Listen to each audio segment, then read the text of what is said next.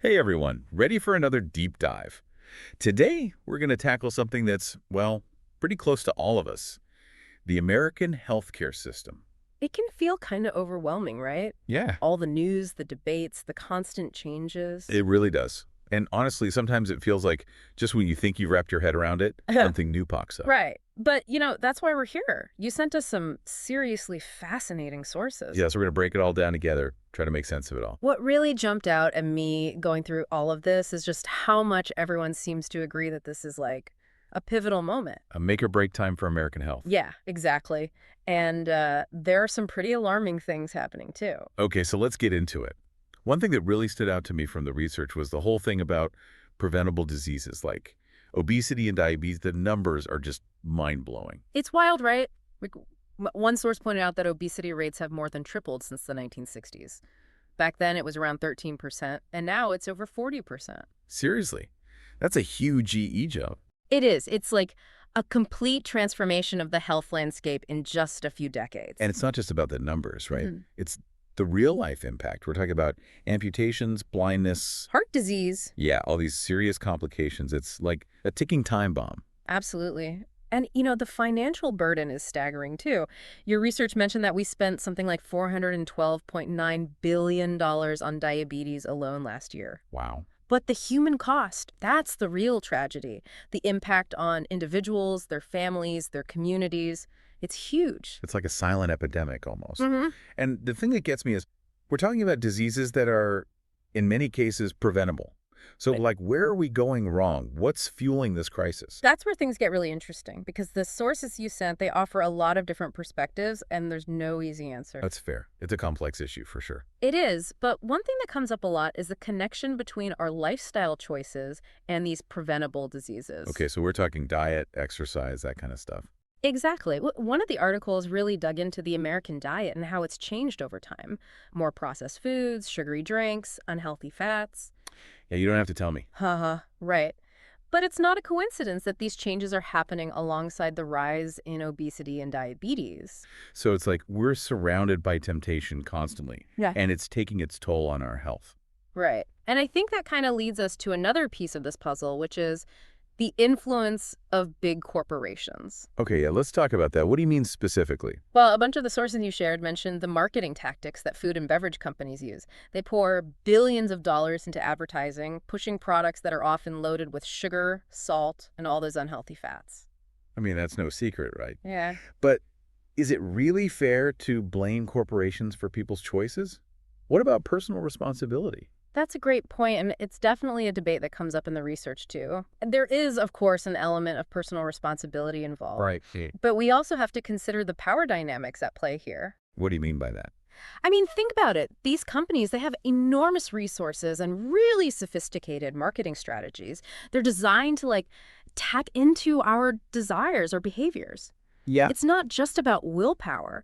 It's about understanding how we're being influenced, sometimes without even realizing it. That is kind of unsettling when you put it like that. It's like we're being nudged towards unhealthy choices and we don't even realize it. Right. And one of the sources actually goes a step further and talks about how these companies lobby to prevent regulations that could impact their profits. Things like sugar taxes, limits on marketing to kids, and, Clearer food labeling. yes, exactly. So it's not just about advertising, it's about influencing the policies that shape public health. Exactly. And that raises some serious questions about who's really in control of our health. Wow, this is getting kind of heavy. But Ugh. there's got to be a way to push back, right? Well, that's where things get really interesting. You sent over an article about Robert F. Kennedy Jr., and, well, he might just shake things up. RFK Jr., huh?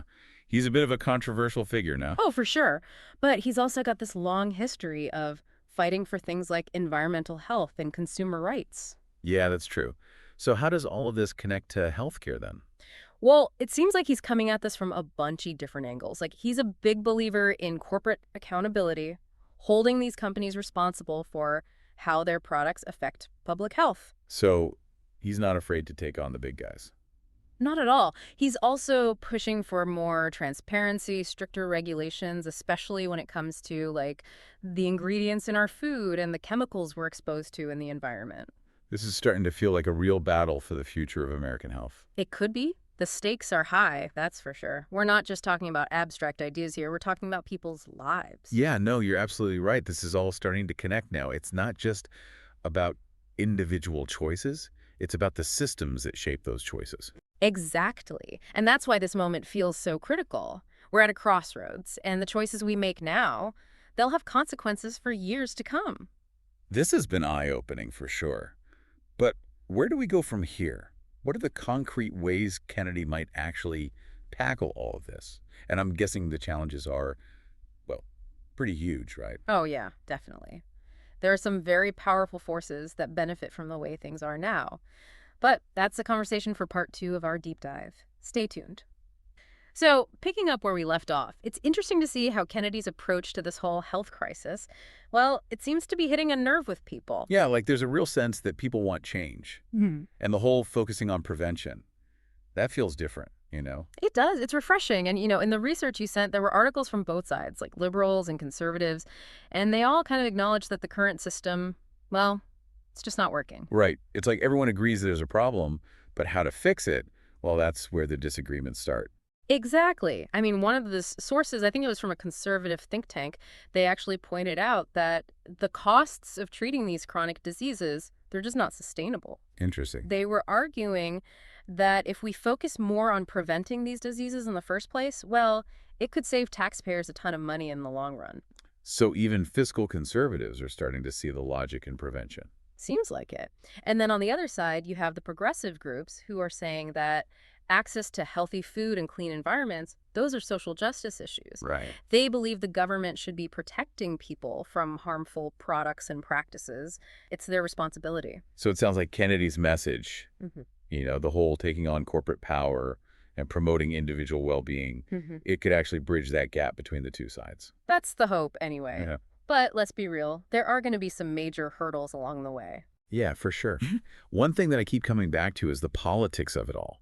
Like we talked about lobbyists, the influence of certain industries. How can he actually get anything done with all of those powerful interests pushing back? It's a big question. One of the articles you shared, it was a political analysis piece, and they suggested that Kennedy might try to leverage the fact that there is growing support for healthcare reform on both sides of the aisle. Exactly. Like both Democrats and Republicans are feeling the pressure from, regular people to do something about these rising healthcare costs. Right. And people want better access to care. Right. But to get everyone on board, wouldn't he have to compromise? Right. And wouldn't that, water down his proposals? It's possible. Politics is all about finding common ground and making concessions, right? But Kennedy's also got a reputation for being pretty stubborn. Yeah. Like, he stands up for what he believes in. So it'll be fascinating to see how he tries to balance those two things. Definitely.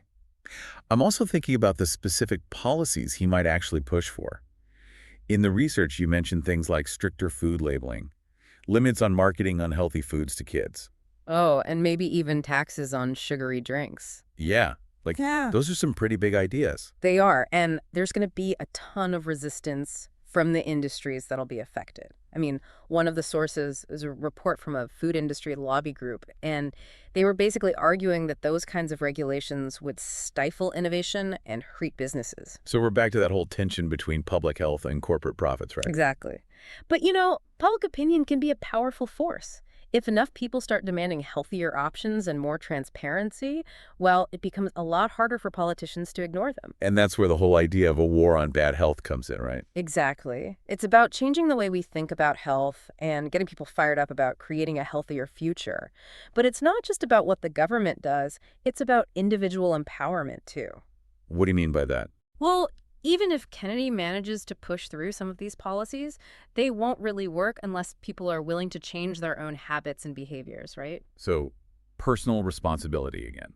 Kind of, yeah. But it's not about blaming people. It's about understanding that we all have a role to play in creating a healthier society. Okay, yeah, I see what you're saying. So it's like a multi-pronged approach.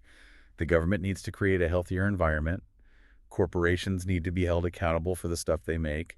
And individuals need to be empowered to make healthy choices. You got it. And that's exactly why this issue is so complex. There's no easy fix, no magic bullet. It's going to take a lot of effort from everyone involved. This has been really insightful, but honestly, I'm feeling a little overwhelmed. Where do we even start with a problem this big? It feels kind of like David versus Goliath. I get it. It can feel that way. But even small changes can add up to big results. And that brings us to another really important point that came up in your research: the power of education and awareness. Okay, I'm listening. What's the role of education in all of this? Well, one of the sources argued that one of the biggest obstacles to change is that people just don't understand the true costs of unhealthy choices. Like, Yeah. they don't always connect the dots between what they eat and how they live and the long-term consequences. So we need to do a better job of explaining those risks and benefits to people. Exactly. And it's not just about information, it's about making that information engaging and easy to understand. People are bombarded with messages constantly, right? Yeah. So we need to find ways to cut through all the noise and make healthy living appealing. It's like we need a public health campaign that's as catchy and persuasive as those fast food commercials we talked about earlier. Exactly.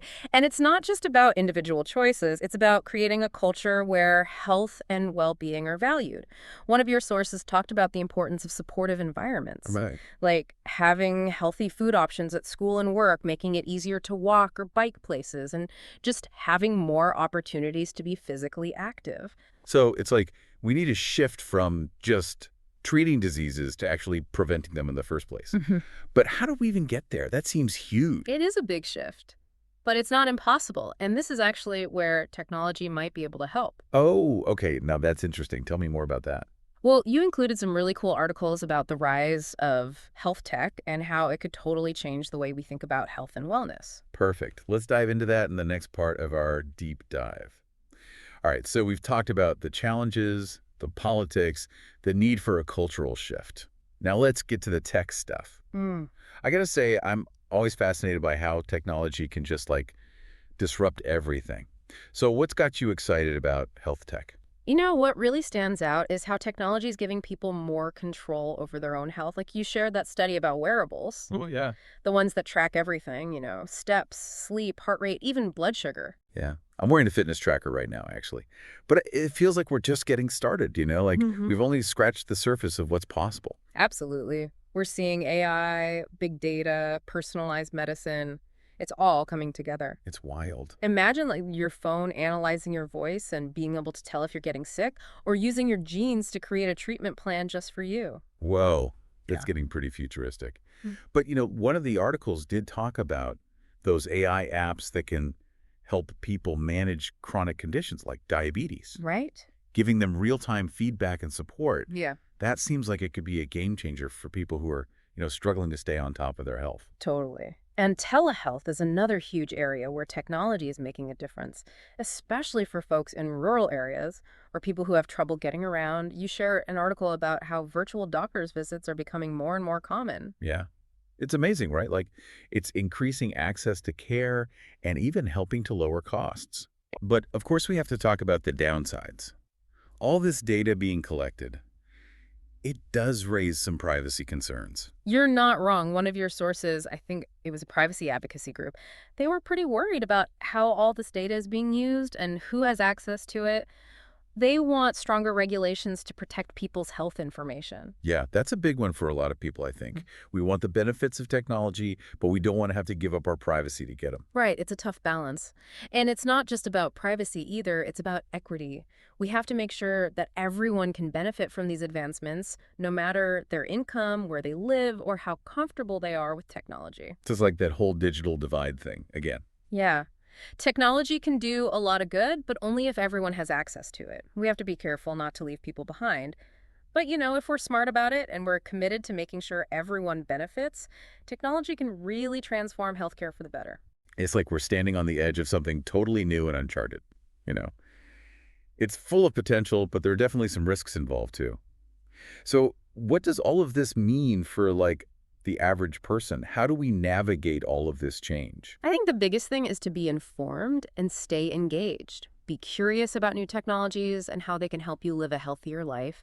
But be a critical thinker, too. Ask questions about privacy, equity, access, all of that. It's like we're all pioneers in this new world of digital health.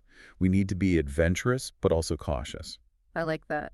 And I think the most important takeaway is this. The future of healthcare isn't something that's just happening to us. We're all shaping it together. The choices we make, what we say, what we do, it all matters. That's a powerful message. So to everyone listening, I encourage you to embrace the possibilities, but don't be afraid to ask the tough questions. Your health is in your hands, and the future of healthcare is in all of our hands. Thanks for joining us for this deep dive.